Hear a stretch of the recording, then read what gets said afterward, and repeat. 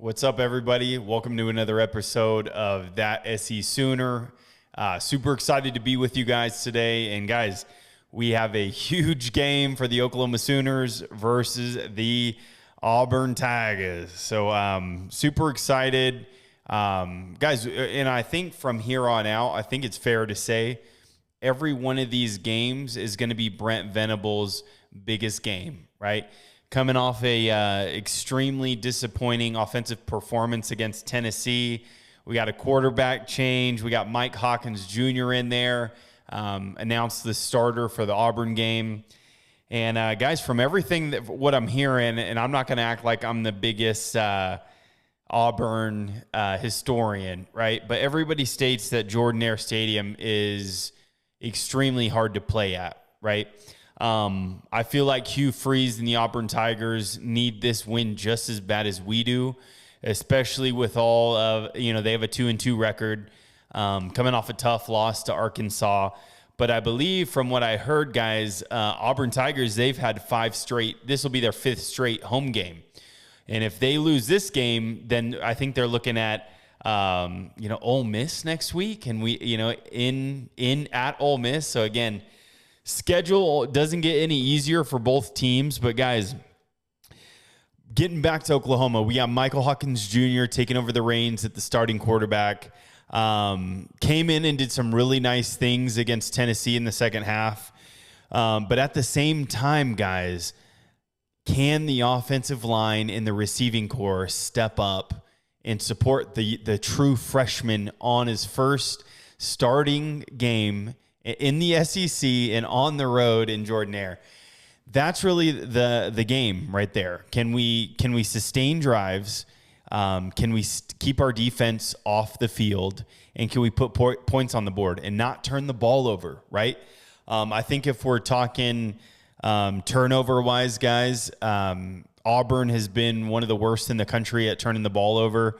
I know, you got Thorne has thrown a ton of picks, and I think their backup came in and threw some picks as well.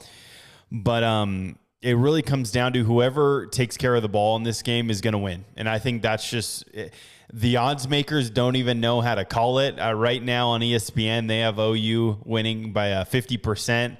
57% are picking Oklahoma, and on ESPN, the line's -3 for Oklahoma. So again, nobody knows how to pick this game. It's really going to come down to, can Mike Hawk Jr. and the Oklahoma Sooners protect the football? And if we can do that, I think we win by at least 10 points.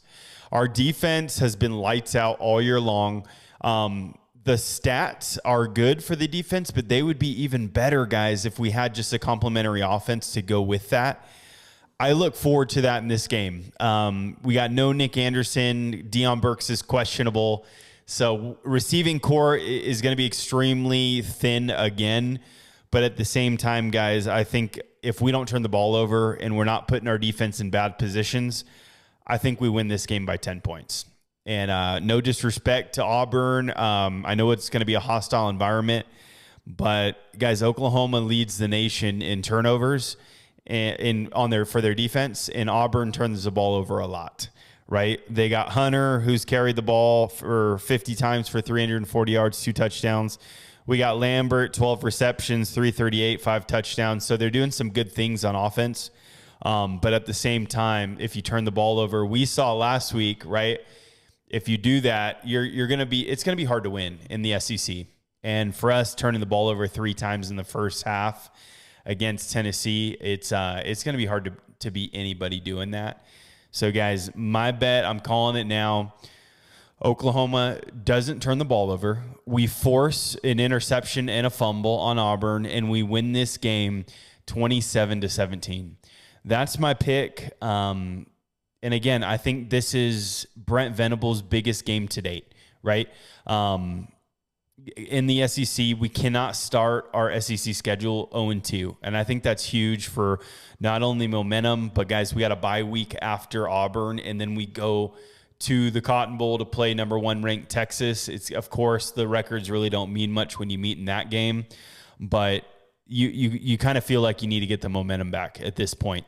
You got the fan base kind of reeling just watching this offense. We had to bench our 5-star quarterback. And Michael Hawkins Jr. came in and did some good stuff, and he's going to need to continue to do that, right? You don't like to see all the big hits that he had to sustain last week. But at the same time, he definitely gained the respect of his teammates in the locker room when he's going head first, diving into the end zone. So I look for more of that leadership by on-field play by Hawkins Jr. And again, guys, 10 points is what I expect us to win by, and it's a huge game. There's no other way to say it. We cannot afford to lose this game.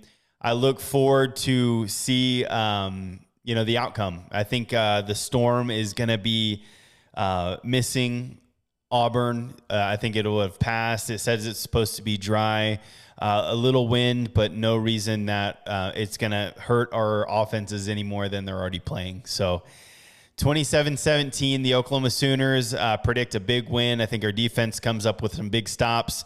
And again, we just do not turn the ball over on offense. So guys, again, if you can, like, comment, subscribe. Again, I'm just getting this podcast going. Any bit of feedback or comments really help. But again, Boomer Sooner, man, let's get the W so we can go into this bye week feeling good. We're going to need everybody back when we play Texas as much as we can be. And yeah, guys, 27-17. Boomer, let's get it, baby.